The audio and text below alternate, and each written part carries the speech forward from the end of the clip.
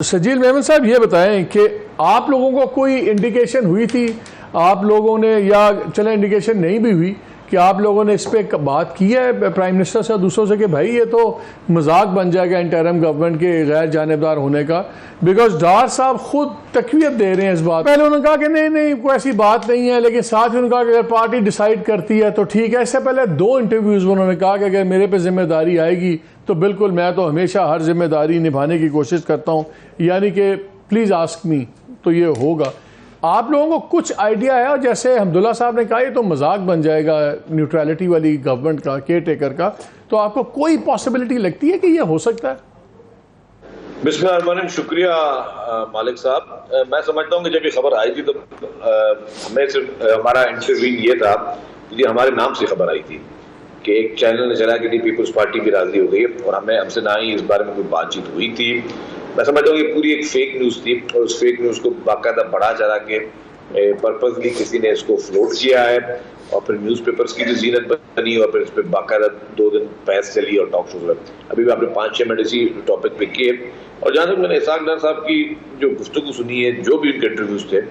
उसमें भी मैं ऑनेस्टली बताऊँ कि मतलब मैं उनका कोई ना नुमाइंदा हूँ ना उनका तर्जुमान हूँ, और उन्होंने भी डायरेक्ट ऐसी कोई बात नहीं की कि जी हाँ मैं जो है ये जिम्मेदारी संभालूंगा या ऐसा चीज़। तो मैं समझता हूँ कि हम खामाखाई इस खबर से उनको भी अननेसेसरी कंट्रोवर्शियल बनाने की कोशिश हम लोग कर रहे हैं, और हकीकत में भी इस तरह का कोई ताल्लुक नहीं। शजील भाई बस सीधा सीधा डिनाई कर दें कि नहीं ऐसा कोई प्लान है ही नहीं है, और बिल्कुल ये हो ही नहीं सकता, ये प्रिंसिपली बात गलत है। सारे गचे चुनाचे में क्यों बात कर रहे हैं? मेरा सवाल तो बड़ा सिंपल है। वो हर बार ही कहते हैं अगर जिम्मेदारी देंगे तो हम उठा लेंगे, अगर की तो यहाँ गुंजाइश ही नहीं है। कैसे एक सिटिंग गवर्नमेंट का वजीर केयर टेकर गवर्नमेंट को हेड कर सकता है, ख़ास तौर पे जब वो उस पार्टी के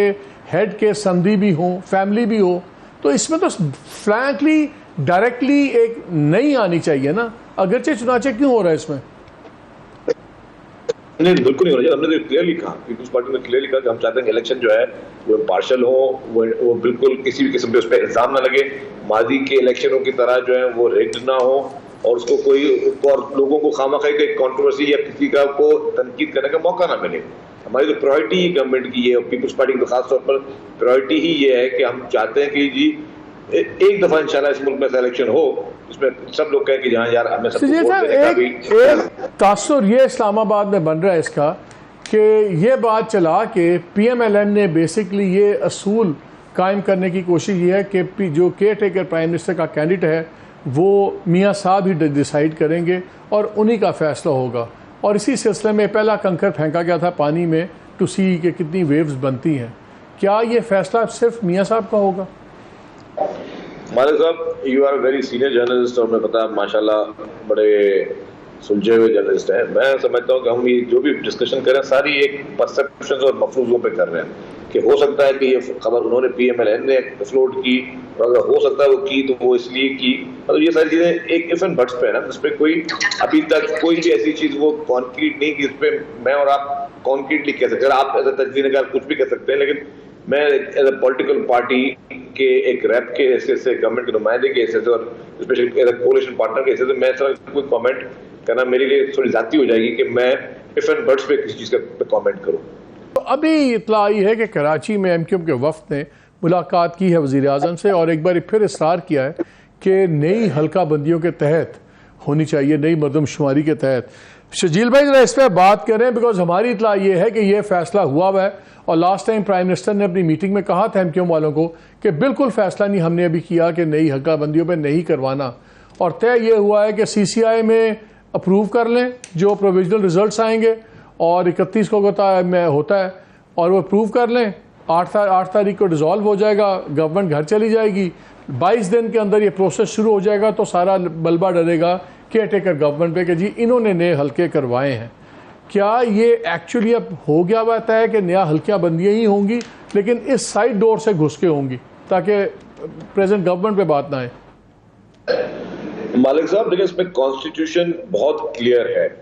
और जब ये नई आदमशुमारी होती, मर्दमशुमारी, उसके बाद फिर नई हल्का बंदियाँ होती हैं, लेकिन हल्का बंदियों के लिए भी प्रोसेस दिया हुआ है। उसके लिए अगर जो भी हल्का बंदियों के बाद आपने अगर पॉपुलेशन वाइज करना है,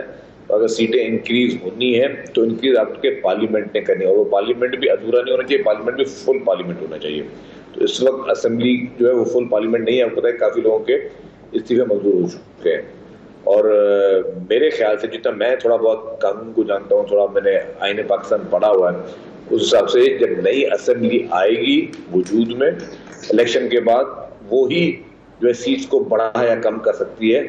और किसी को अथॉरिटी नहीं है कि सीट्स को बढ़ा। शजील भाई, इसमें एक बात बताएं, एक सीनियर लॉयर ने कहा, उसने कहा कि अगर हम सिंपली उसको हम नंबर ऑफ सीट्स को नहीं छेड़ते और सिर्फ हलकों के साइज छोटे बड़े करके, कई हलके भी बहुत छोटे हैं, कईयों में 4 लाख का वोटर है, कहीं पे 1.5 लाख का है, अगर वो रीडू करके हम सीट्स छेड़े बगैर अगर कॉन्स्टिट्यूंसीज को इन्होंने किया, तब तो हो सकता है विदाउट कॉन्स्टिट्यूशनल अमेंडमेंट।